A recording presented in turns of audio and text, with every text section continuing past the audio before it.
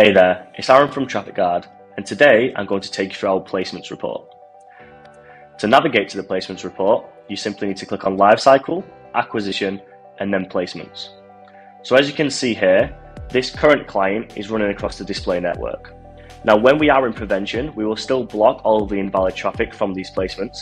However, I do believe there's a nice little trick here for additional cost savings, so you don't need to actually run across the majority of these placements because they are full of invalid and not offering any conversions to your business.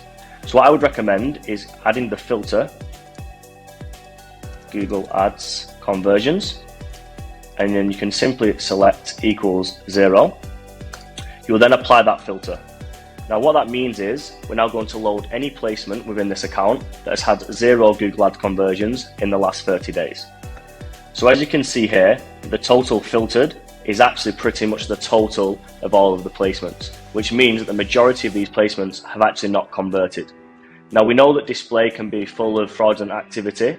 What I would then recommend is actually downloading this as a CSV file and then applying this as a placement exclusion list across all of your account.